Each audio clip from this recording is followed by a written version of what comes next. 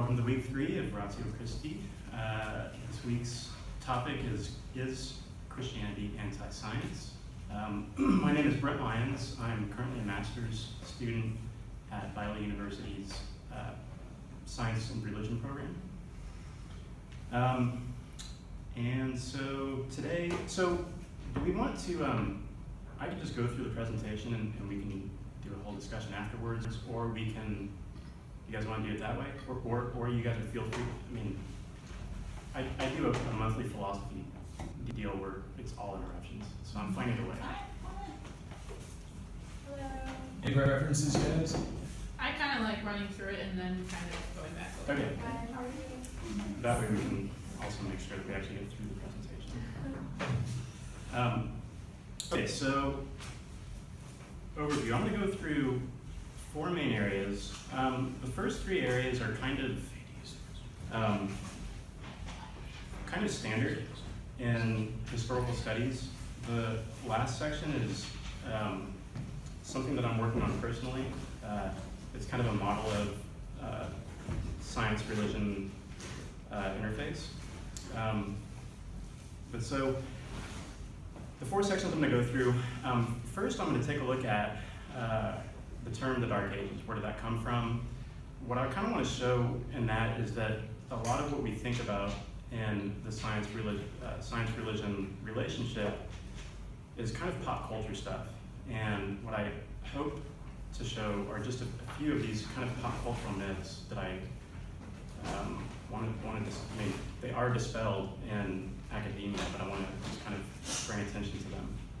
So I'm going to do that in this section on the Dark Ages. I'm going to look at a couple of historical accounts, 3 historical accounts, where I think that most of us kind of, I'm included, I kind of have this idea that science and Christianity have kind of been at war with each other. We all know about the story of Galileo, for example. But I want to go through those, and what we'll actually see is that a lot of the opposition came from the secular culture, and a lot of the support came from Christianity. Third area is this question that historians are especially interested in: why did what we have come to know as science arise, particularly in the West, when it did? And so we'll kind of go through that, see some of the metaphysics that was kind of necessary for epistemology-like science to arise. And then finally, we'll go through sort of an overview of an article that is going to be published through Berkeley Journal of Religion and Theology shortly, that views philosophy as kind of a third-party arbiter between science and religion. So, didn't mean to do that. Has anybody done any reading at all on the term the Dark Ages, where that really became popular? Sort of. Cool. Not a lot. So. What are your impressions? My impressions are that sort of language originated out of people who sort of were the first scholars to work on classical philosophy topics after Aristotle's works were rediscovered in Italy, like the start of the Renaissance. And those people looked at Greek philosophy, and then they looked at the past 1,000 or so years, and they just saw it as a totally dark, deranged period of human history based on the track that the Greeks were on. And so my understanding is that it originates from those people, the people who first looked at Aristotle's works, and then compared it to where their society was, and they were like, wow, this is really disappointing. That's really good. I remember you from last time. Yeah, that's really good. Technically, that is so. The first time that the term was used, it was kind of a lament of the fall of Rome, and in some of the Greek thought and Roman thought that was popular in Rome. But it didn't become really popularized until, or I should say, it didn't become popularized. It wasn't really used again until 17th, 18th century, when the Enlightenment movement began, which was a justified response to a lot of religious conflict in Europe. So, I mean, there were some great things that came out of the so-called Age of Enlightenment, but there was some bad stuff that came out of it too. So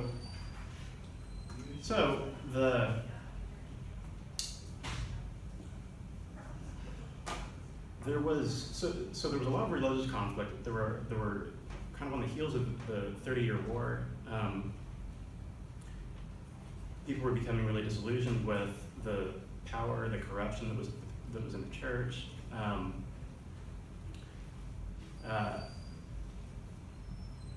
And so one of the goals was, for example, separation of church and state. There was this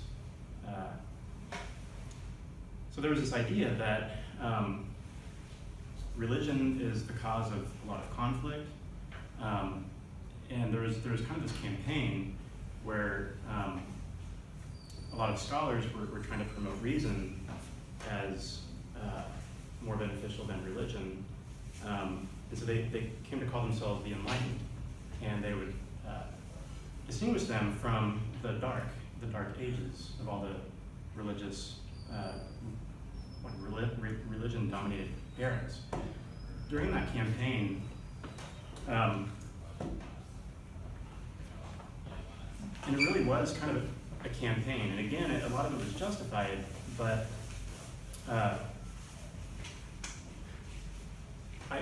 I really try not to use this word very often, but there was a lot of propaganda going on during the Enlightenment era.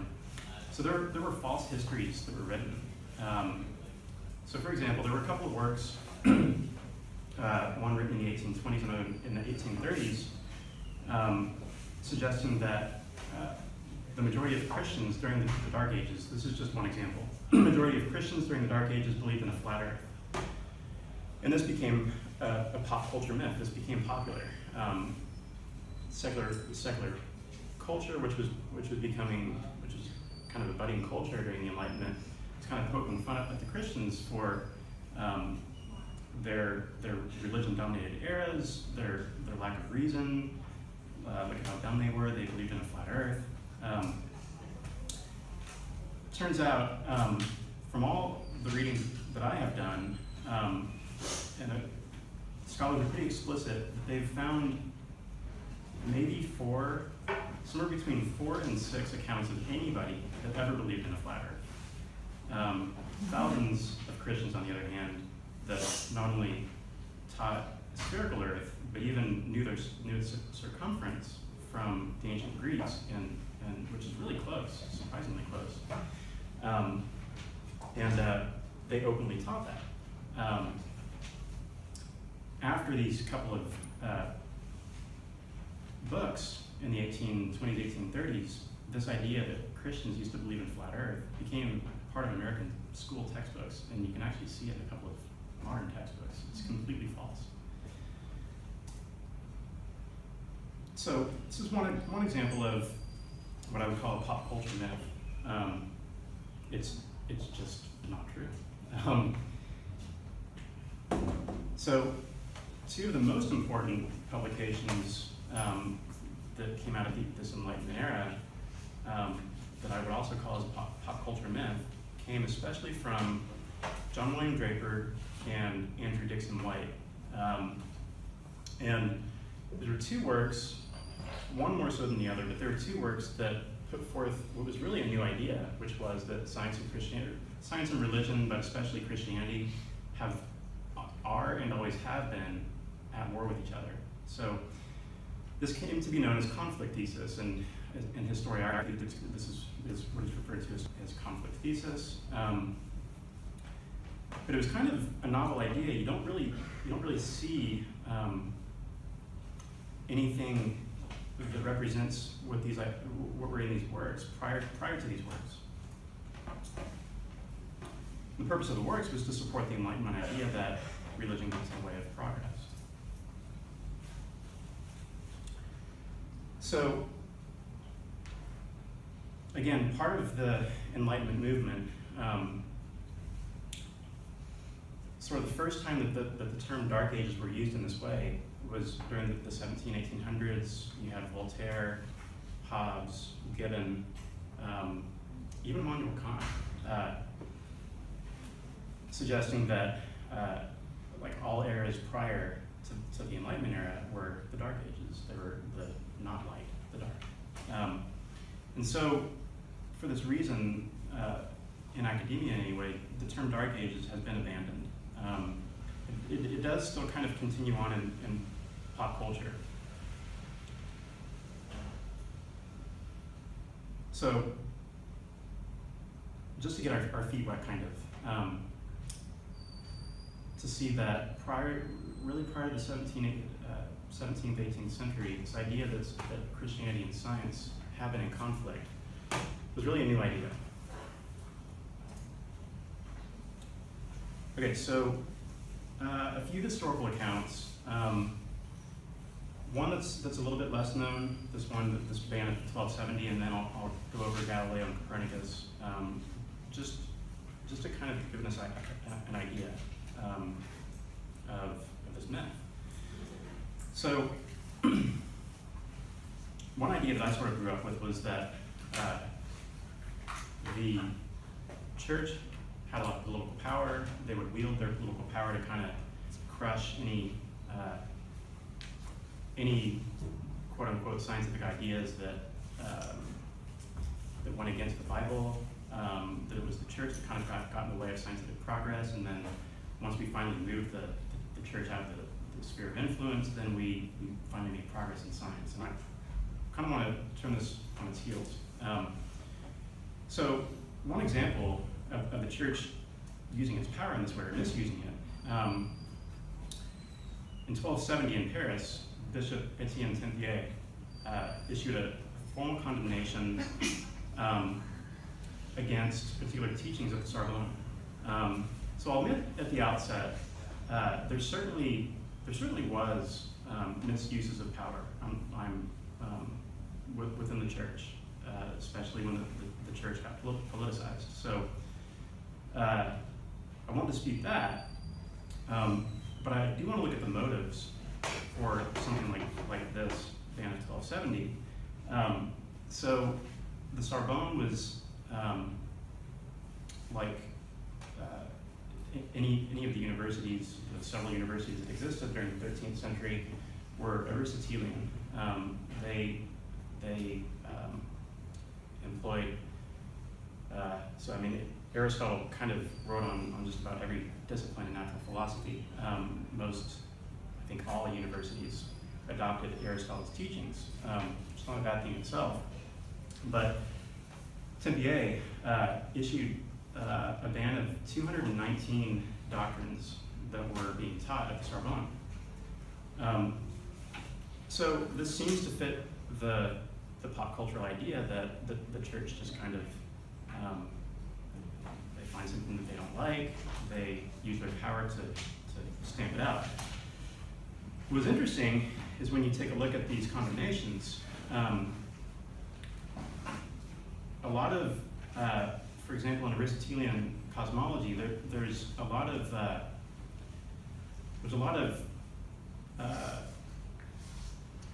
necessity. Working within the Aristotelian paradigm, things must be this way. So, to get an example, the laws of nature must exist as we see them. There cannot have been any other universes with different laws of nature. They're necessary, not contingent. The universe is separated between a sublunar, so a sublunar region. Everything below the moon operates according to one set of laws. Everything past the moon operates according to another set of laws. So In other words, there cannot be a universal set of laws. The celestial spheres are perfect, they go in perfect circles. There cannot be what's called violent motion, contrary motion. In the celestial spheres have wills of their own. The earth must be at the center of the universe, or really the bottom of the universe. Everything must flow that direction. So what Tempier was really displeased with was that it seemed to, his teachings seemed to stifle inquiry. His message was essentially never say never. So these bans, rather than limiting what was being taught, really opened a floodgate of inquiry. Some have gone so far to say is that Tempier's ban ushered in modern science. That might be going a little bit far, but take a look at what happened directly following the ban.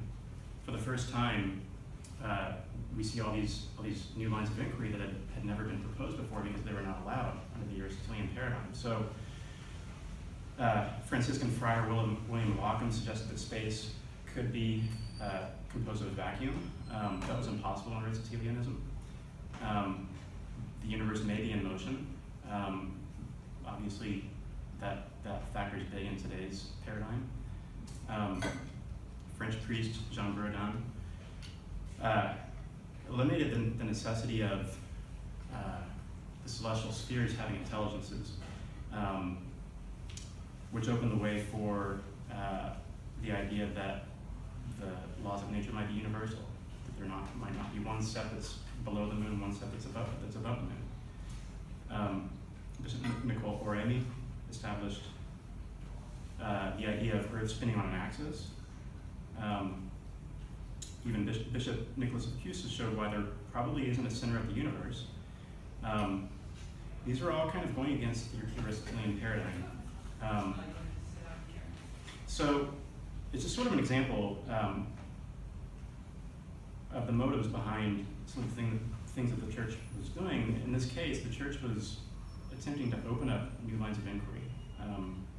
It was promoting what we would call science. Back then it was called natural philosophy, but it turned out to be a very good thing, very important for the progress of what would come to be science. Another account that I want to look at that's very famous, what's called the Galileo affair. Again, I grew up kind of thinking that Galileo was going against Scripture, that this infuriated the church, that he was persecuted. I don't know where I got it from, but I thought Galileo was burned at the stake. The story behind the Galileo affair, I'm not sure if has anybody read anything about one? Oh, this would be fun. It's a fascinating account. So to go back just before Galileo, starting with Copernicus, one question that historians became interested in is, why was the church so supportive of Copernicus when he proposed heliocentrism, that everything goes around the sun rather than everything going around the earth? Why was the church so supportive of Copernicus? But why was there conflict with Galileo? So Copernicus was not the first to think up heliocentrism. The idea goes all the way back to the ancient Greeks. Copernicus basically put some geometry around it, put some mathematical formulas around it, but he was taught heliocentrism by his scholastic professors. The reason Copernicus was extremely hesitant to publish his version of heliocentrism, the reason was, again, the universities were dominated by Aristotelian thought. It was dominated by secular thought. The church, going back all the way as far as Augustine, Augustine attempted to wrestle with trying to incorporate Aristotle's ideas, Aristotelian cosmology, for example, with the Bible. And he came to a few areas that just could not be squared with Scripture. And kind of said, Aristotle's got great explanatory power. We should support Aristotle. There's a lot of truth in what he says. These areas that don't agree, we'll have to kind of wait and see what happens.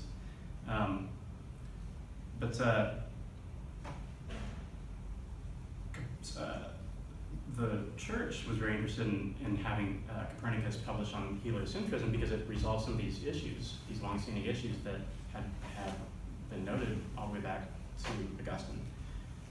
Copernicus didn't want to publish because he was afraid of the secular crowd. He was afraid of the Aristotelians. He actually wrote in a letter, he feared that he would be hooted off the stage by the Aristotelians. His Catholic cardinals, some of his friends, flew him to Rome, persuaded him to publish. He finally published toward the end of his life. So then going back to Galileo, obviously the idea of heliocentrism didn't seem, certainly not anti-Christian, anti-biblical. So the question is, what happened with Galileo? Well, there are several problems. The biggest, probably one of the biggest problems was that Galileo befriended the Pope, Pope Urban VIII, and kind of stabbed him in the back a few times. He wrote a book, a dialogue, with two characters. One of the characters was called Simplicius, which is kind of Latin for like a simpleton or kind of an idiot, and it basically represented Pope Urban's thoughts. Not a good political move. He kind of bypassed the peer review process, which the church really endorsed. Instead of publishing in Latin, he went straight to the common language of Italian, bypassing the whole peer review process. Not a good move either. In any case, again, I would say that the church did abuse its power. Again, he stabbed the Pope in the back a few times. The Pope eventually censured him from publishing anymore. Abuse of power, but that was about it. Alfred North Whitehead kind of researched the whole Galileo affair. He said it right. Galileo suffered an honorable detention and a mild reproof before dying peacefully in his bed. He was given a church-funded villa in Tuscany with servants, and he lived off his church pension. And he was really supported the whole way through by the church. The church was still supporting him up until he made his political missteps. Galileo says in one of his letters precisely what his missteps were. It had nothing to do with his ideas. They, like he said, were political missteps. He said he didn't mean to make fun of Pope Urban. You can see how it came off that way.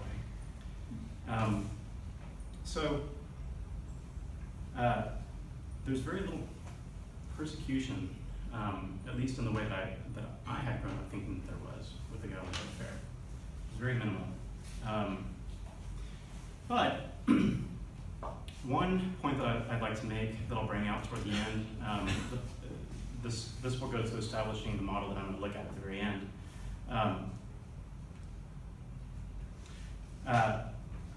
The Inquisition approached Galileo to investigate some of what was going on. The Inquisitor, Cardinal Bellarmine, wrote back to the Pope explaining what his biggest problem was with Galileo's work. What really differed from Copernicus was there was this long tradition of natural philosophy being sort of a mathematical discipline for predicting and describing natural phenomena. Whereas metaphysics was the separate discipline that was used for establishing truth or investigating truth. Copernicus treated his formulas as formulas. He left the truth of it to metaphysics. Galileo did the exact opposite. What he wrote over and over was, this is metaphysical truth. And Bellarmine said that this was Bellarmine's, the Inquisition's big problem, is that he was leaving this long tradition going back all the way to Plato of what he was sort of doing was introducing a bunch of metaphysics into natural philosophy, into science. So sort of keep that in mind for our last section. Okay. One of the biggest questions for historians of science, of course, why did science arise in the West when it arose? I'll sort of get into this in a second. There were some great, what we would call scientific discoveries in China and India and Arabic kingdoms, but they would be kind of one-off discoveries, and we would never see any kind of a discipline arise from them. So why did that happen in the West? I think one interesting way to think about this is with this question. If we suppose that everything in the universe is changing, or evolving, however we want to say that, then why aren't the laws of nature changing or evolving? Kind of have one of three answers. There actually are some people today that think that there is, if you think about the initial phase of the Big Bang, for example, if we want to say that the laws of nature were present there, where exactly were they? And where are they now? What exactly keeps the laws of nature, what keeps the regularities of nature the way that they are? What grounds those? There are actually some people today that think that the universe actually has a memory. That there's some sort of imprint or memory within the universe. It's a really strange idea. That's not been the classical idea. Another idea is that there is some sort of Platonic realm that informs the universe. There's some realm of perfect ideas that is informing the universe of laws. But in Christianity, what was classically taught was that nature follows rationally ordained laws. This is one important factor for the emergence of science in the West. There are many others.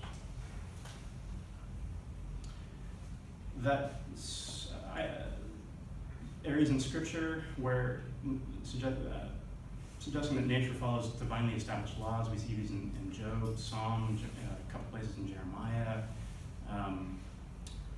Proverbs, Wisdom of Solomon. There's a long tradition that the laws of nature are rational, that they come from a rational person. So reason precedes creation, and therefore creation is rationally comprehensible. The universe is rational, it's logical. God is not, you want to say limited to doing only that which is logical. Scripture suggests that man is created in the image of the rational, therefore man can be confident that he can understand or comprehend certain features of the universe. Two books, what's called two books theology. The idea that there are two books that we can read to learn about God. One book being special revelation, which is Scripture, knowledge, information that has been given directly to us, whereas the other book is the book of nature. So if we want to learn more about God, we go to read those books. So this is one of the motivations to do natural philosophy. A departure from animism. Animism being that spirit is in everything. Spirit is in the rocks, it is in the rivers, it is in the cosmos. This allows for a nature that is separate from God. This is really important when we think about features of nature being synchrosanct. It being blasphemous almost to cut up a plant to learn about it, because spirit is in the plant. It would be destroying spirit.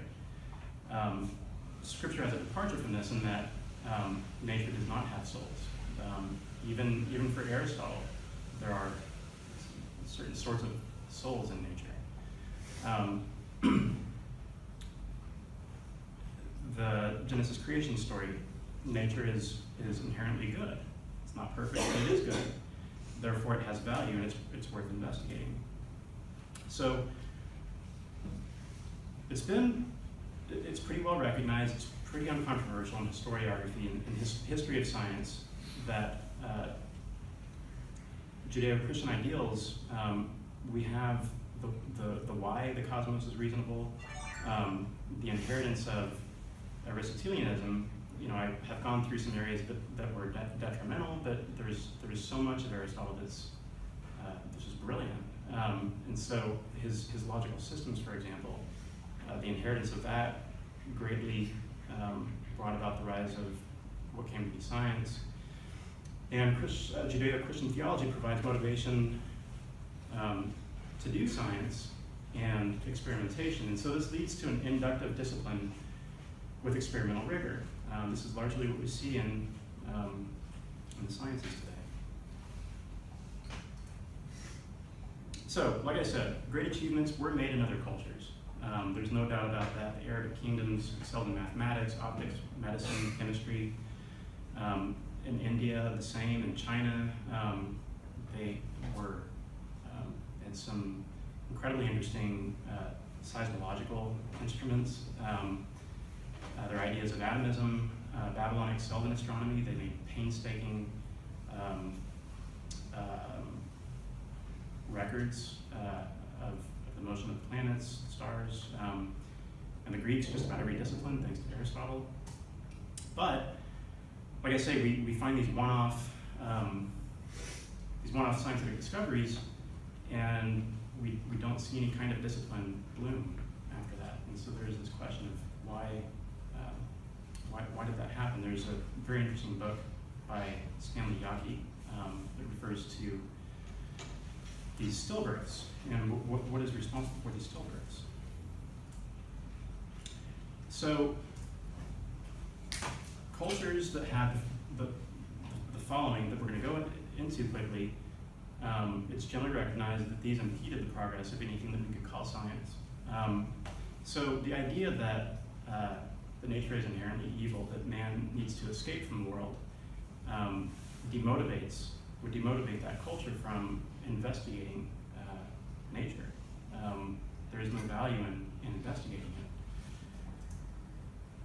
it. Again, animism, where spirit inhabits everything, we see that it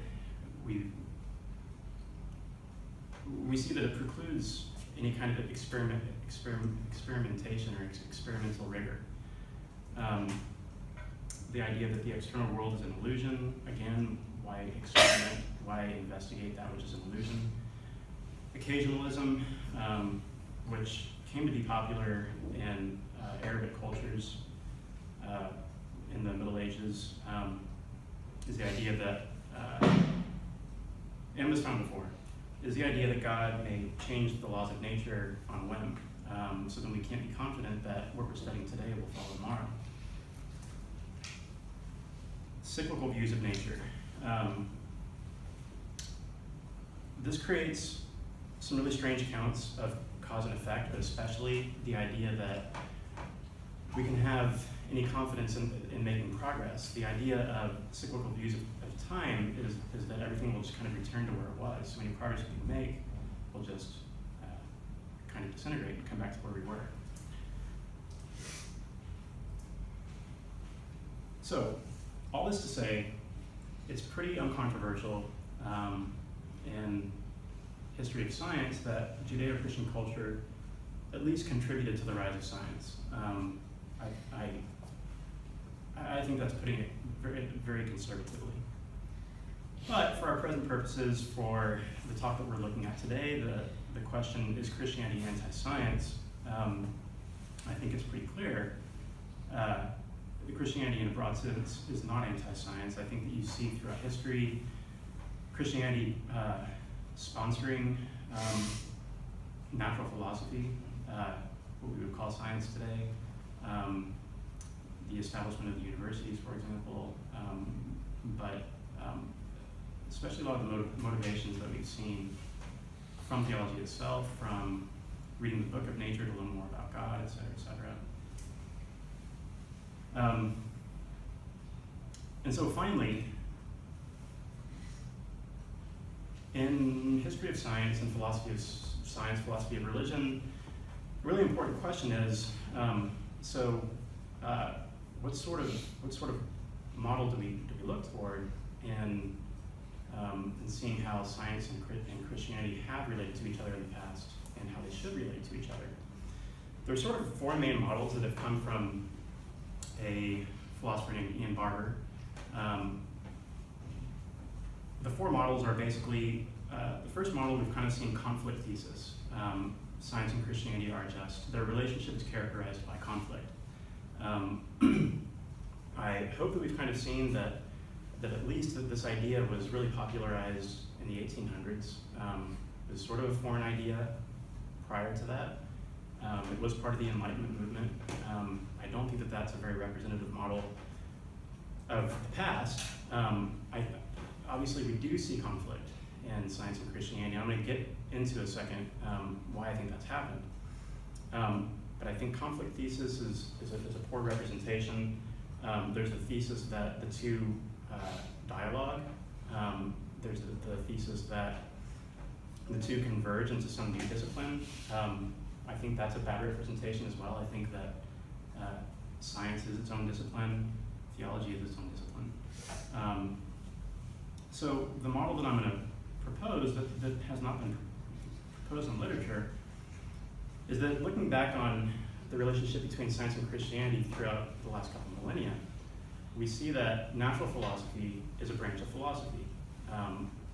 And theology sort of took the place of metaphysics.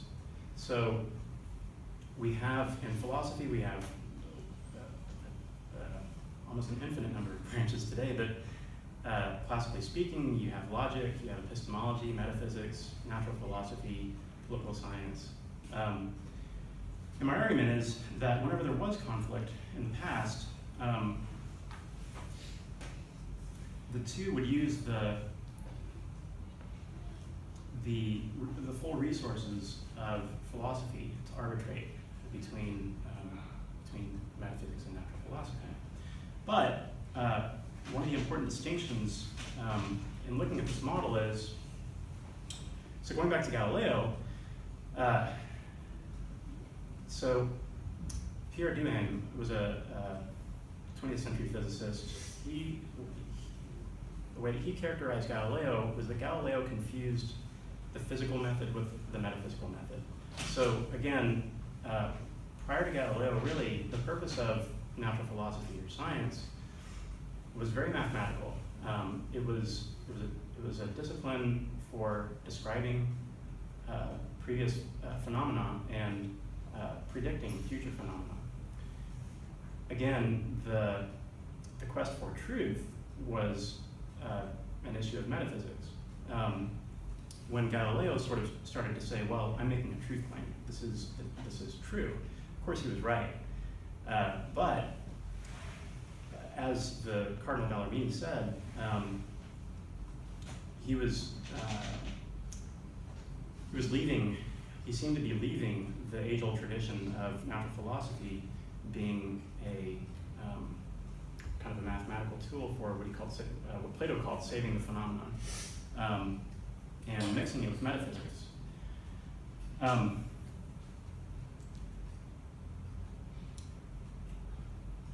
So that was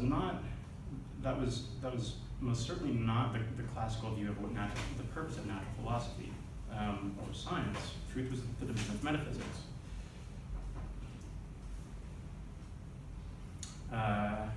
So there we go. Here, Duhem, Galileo conflates the physical method with the metaphysical method.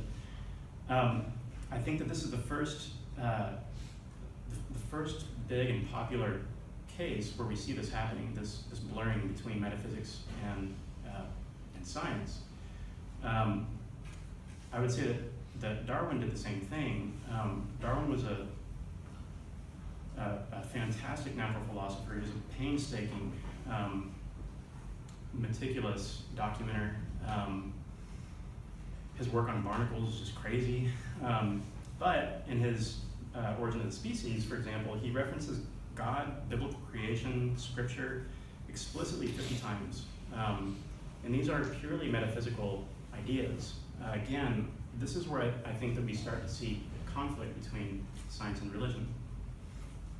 And again, it represents a break from how we see fruitful dialogue between science and religion for millennia. So this model that I propose is viewing science as it had been for a few thousand years, that it is a discipline for saving the phenomenon. Metaphysics is the branch for discovering truth, for discussing truth. So it's not to say that when I throw out this model, it's not to say that necessarily that, for example, that Darwin was wrong or anything, but it is to say that he made certain predictions. He had a novel idea, for example, things that would fall under the branch of natural philosophy, but he made a lot of metaphysical claims as well. What I suggest here is that the metaphysical claims be dealt with in the philosophical branch of metaphysics, that they had those sorts of ideas had not been a part of natural philosophy prior to the last couple hundred years.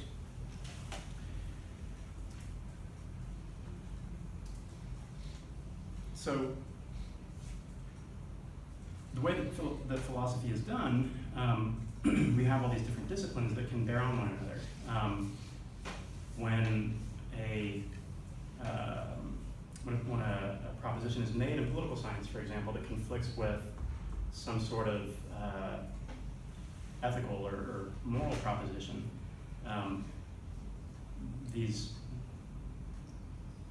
hopefully when two philosophers are making these propositions, what usually happens is those conflicts are vetted out in the discipline of philosophy, using logic, using science, using metaphysics. All of these different branches are brought to bear on the conflict. And I suggest that this is the way that it was done for thousands of years, and it was done harmoniously. I fear that, for example, intelligent design theorists are making the same problem, are falling to the same blunder that Galileo and Darwin fell to. That I think that they're introducing a lot of metaphysics into science. I think that those issues need to be left in metaphysics. If intelligent design can conform to some of the scientific virtues of novelty, of explanatory scope, those sorts of things, predictions, descriptions of past phenomena, then it can be discussed as a scientific idea. Metaphysics needs to be metaphysics. I would say the same with evolution. There's so much metaphysics in what would be called neo-Darwinian evolution, for example. And that's fine, but I think that it needs to be discussed in metaphysics.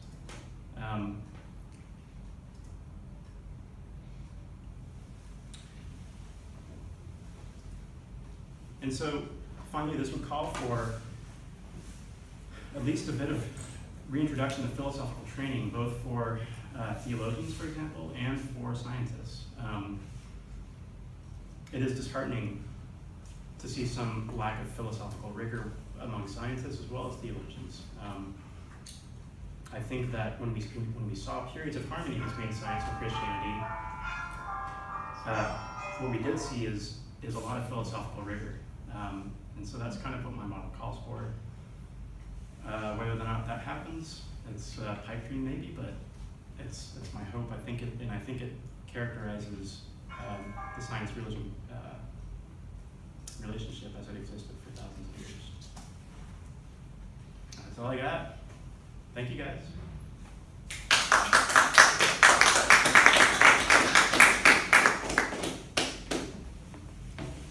I'm sure there aren't any questions. Might be.